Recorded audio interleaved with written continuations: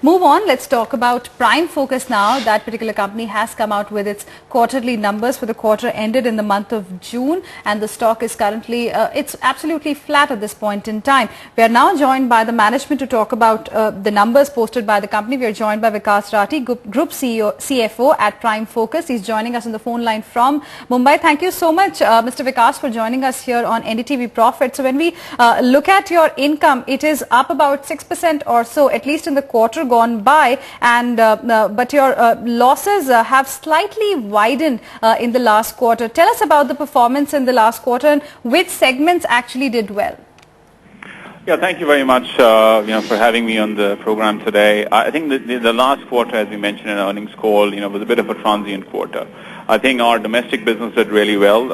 I think, as well as our technologies business grew very nicely. We've had the impact of some of the acquisitions we've announced starting to come on to bear, and as we also developed efforts on our capabilities on the VFX side, delivering out of India, which we did some pretty significant movies which came out. Sin City is to name just one of them. We have duplicative efforts that happened, and because of that, there's some extra expenses in relation to the personnel cost for the quarter, and that's fundamentally which is what is contributing. We also now, since we are under the Companies Act 2013, there's certain one-time expenses that we have taken in relation to that. Also, we have slightly higher depreciation charges as a result of the same. Right, and could you also tell us how was the performance as far as DAX is concerned? PFT, we know, completed the acquisition on 1st of April 2014. So how did the thing go for in this quarter? Yeah, DAX has been a good addition. The transaction was consummated as effective as of April 1st. The integration is on track. Obviously, it takes a little bit more time for the integration efforts to start taking, steam in relation to the costs and all that stuff. We've had some very, very good response from customers. We've signed two really large customers in the U.S. With the combined DAX and PFT offering. FX Networks, which is part of the Fox Group, is to name one of them, and there's another one which is undisclosed at this point in time. So the integration efforts are going exactly on track. Development's happening. We're putting out new products around the DAX portfolio, and the response from customers has been very good to date. Mr. Rathee, your EBITDA margins are 23%. Is this for this quarter, for the 15 months?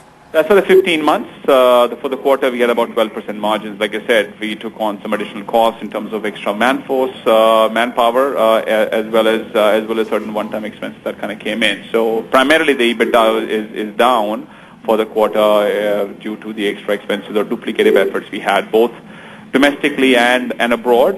Since the end of the quarter, we've already taken steps in reducing our international workforce, because the Indian workforce is now fully up and trained and ready to deliver high quality VFX efforts out of India. Did you have a tax write back in the April to June period, and what are the margins that you think will be sustainable to close this year with? See, I think, there are a couple of things. DAX is just one of the transactions we announced, which obviously is already consummated. We also announced an acquisition of Double Negative, which is one of the premier visual effects companies in the world. That transaction completed as of July 1st, so you'll see the effect of that in our next quarter numbers. And we have an ongoing transaction wherein we have bought the media services business from Reliance MediaWorks.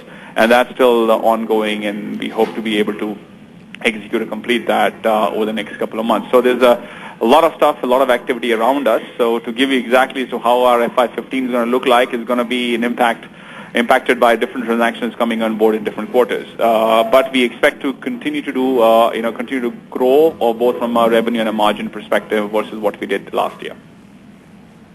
All right. Mr. Rathee, thank you so much for joining us here on NDTV Profit and giving us the details of the quarter gone by. So clearly 12% margins is something that they clocked in the April to June quarter. The stock remains absolutely flat right now as well. Let's now focus on a couple of more stock specific.